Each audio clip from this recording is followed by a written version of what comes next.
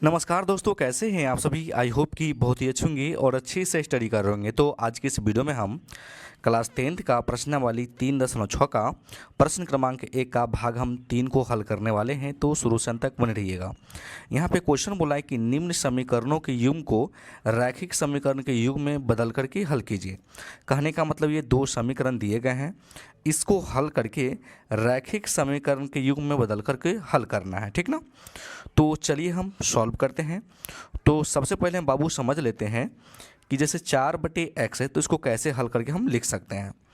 तो देखिए, जैसे ये 4/x है तो इसको हम हल करके लिख सकते हैं 4 गुना 1/x, ठीक ना। क्योंकि ये 4/x ही है, ठीक ना। 4 का गुना अगर 1 में करेंगे तो 4, अब बटे में x हो तो x है ना, सेम पुर गया। 3y है तो 3y को हल करके क्या लिख सकते हैं हम, तो इसको लिख सकते हैं 3 गुना y लिख सकते हैं, है ना। तो उसी प्रकार नीचे वाला भी समीकरण को हम हल कर लेंगे, ठीक। तो चलिए हम हल करते हैं। तो सबसे पहले आपको बाबू लिख लेना है हल, ठीक। तो 4/x को क्या लिख सकते हैं बाबू, तो लिखेंगे 4 गुना 1/x लिख सकते हैं, ठीक। प्लस है तो प्लस 3y को क्या लिख सकते हैं, तो 3 गुना y लिख सकते हैं, बराबर 14 है तो 14। यहाँ तक कोई दिक्कत नहीं। नीचे समीकरण में देखिए 3/x है तो इसको भी लिख सकते हैं 3 गुना 1/x लिख सकते हैं, माइनस हो तो माइनस। 4y को लिख सकते हैं 4 गुना y लिख सकते हैं, बराबर कितना है बाबू 23, तो 23 हमने लिख दिया। अब हम क्या करेंगे बाबू, मान लेंगे कि 1/x के जगह पर हम a मान लेंगे और y के जगह पे b मान लेंगे, ठीक ना।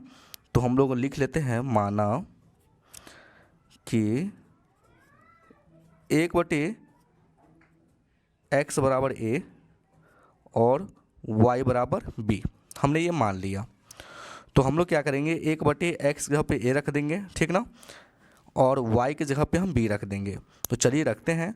तो 1/x की जगह पे a रखेंगे तो ये हो जाएगा बाबू 4a, प्लस है तो प्लस y की जगह पे हम b रखेंगे तो 3 गुना कर देगा b में, तो ये हो जाएगा 3b, बराबर कितना है 14, तो 14, ठीक। इसी प्रकार नीचे भी करेंगे, 1/x की जगह पे a रखेंगे तो ये हो जाएगा नीचे वाला 3a, ठीक, माइनस है तो माइनस। अब देखिए y की जगह पे b रखेंगे तो ये हो जाएगा माइनस का 4b, बराबर कितना है बाबू 23, तो 23। तो इसको क्या करेंगे, हम समीकरण 1 मान लेंगे और इसको समीकरण हम 2 मान लेंगे। यहाँ तक कोई दिक्कत नहीं सर। अब देखिए बाबू, अगर मान लीजिए कि b वाला आपको पद काटना है ना, तो b का गुणांक 3 है तो 3 का गुणा समीकरण 2 में कर दीजिए, ठीक ना। 4 का गुणांक, यदि b का गुणांक 4 है तो 4 का गुणा समीकरण 1 में कर दीजिए। इस विधि को हम लोग बोलते हैं विलोपन विधि, ठीक ना। तो हम लोग लिख लेंगे कि समीकरण 1 गुना 4 और समीकरण 2 गुना 3 से ये हमने कर लिया। तो 4 का गुना 4 में करेंगे तो 4 चौका 16a, 4 तिहाई क्या हो जाएगा बाबू 4 तिहाई 12b, और 14 चौका क्या हो जाएगा बाबू 56, ठीक ना। फिर 3 का गुना तीनों में करना है तो ये हो जाएगा 3 तिहाई 9a, 3 चौका 12, ठीक ना। 3 तिहाई क्या हो जाएगा 9, ये हो जाएगा 3 दूनी 6, ठीक।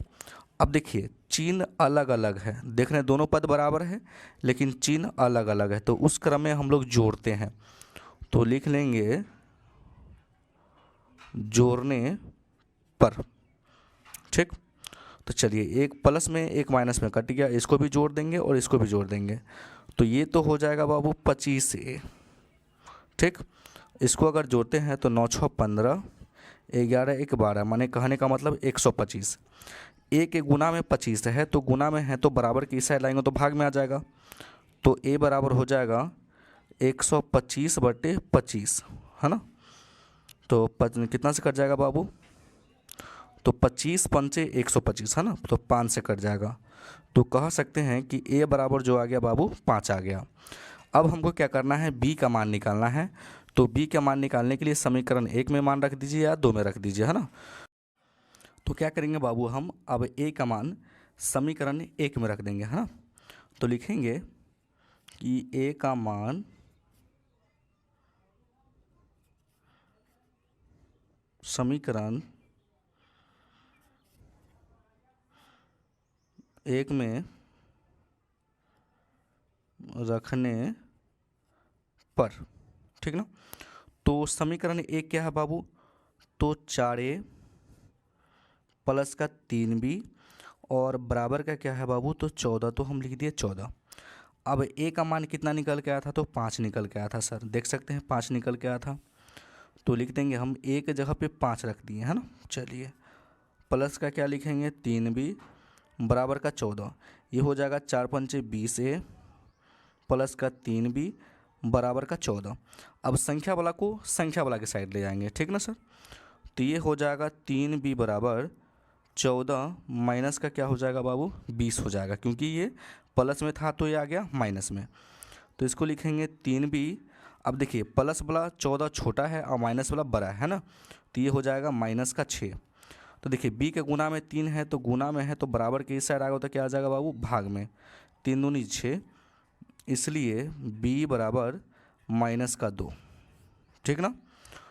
तो हमने क्या माना था, तो देख सकते हैं सर कि हमने क्या माना था, कि माना कि 1/x बराबर a है और y बराबर b है। तो हम फिर से रिपीट कर लेंगे, लिख लेंगे यदि 1/x बराबर a, ये हमने माना था, और उसके बाद यदि y बराबर हमने b माना था, यह माना था हमने।